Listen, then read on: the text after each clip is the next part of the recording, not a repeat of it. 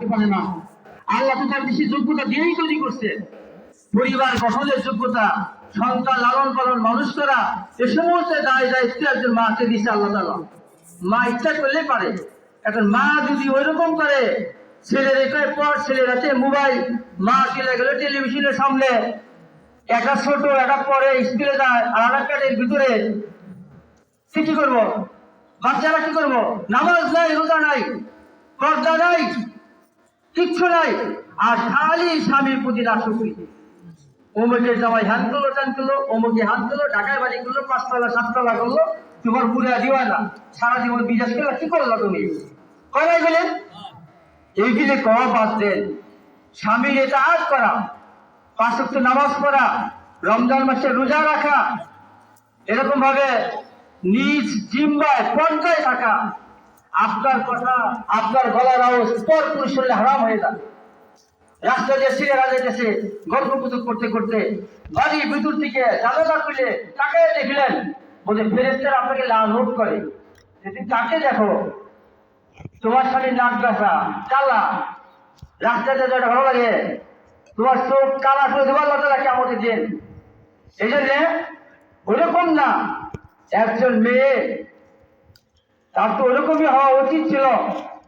শেষ রাত্রি উঠে আল্লাহ তাআলার কাছে কান্নাকাটি করবে, হ্যাঁ আল্লাহ আমাকে সুখ শান্তি ভরপুর করে দাও, আমার ভিতরে রহম দাও, দয়া দাও, আমার স্বামীর উপার্জন ক্ষমতা ভালো করে দাও, আমার স্বামী যদি আমার পাশেই থাকতে পারে রিজিক দাও, আমার সন্তানদেরকে মানুষ করো। আল্লাহ তাআলাকে দোয়া করবো শেষ রাত্রি উঠে পুরা জাতির জন্য। রাবিয়া বসরিন রাহমাতুল্লাহ শেষ রাত্রিটা কান্না করতেন।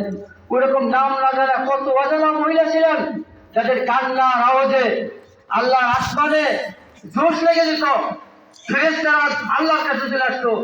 একটু কান্না করতে মহিলা কি চায় দেন তাকে, তারা দুনিয়া সুখ শান্তি চায় নাই।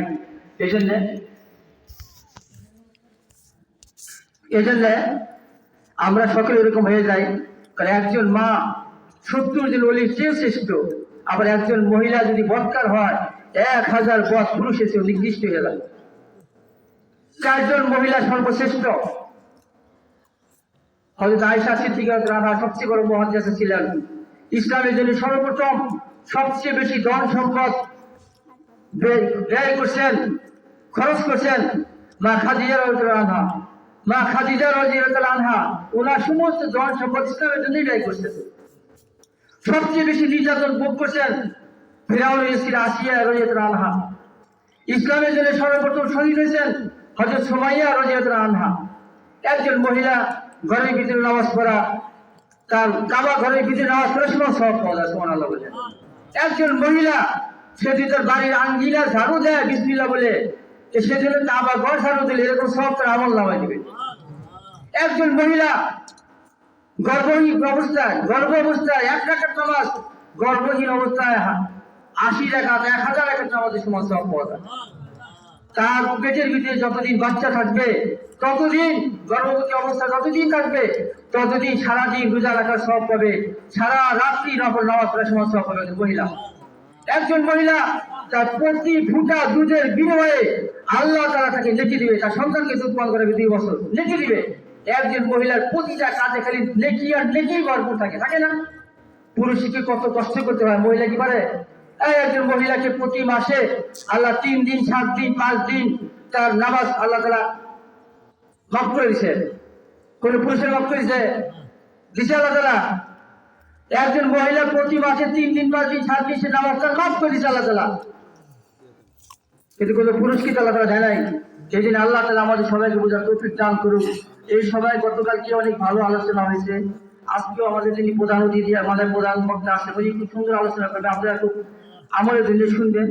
আজকে বিশেষ করে এই এখনই আমাদের প্রধান অতিথি চলে আসবেন, প্রধান বক্তা।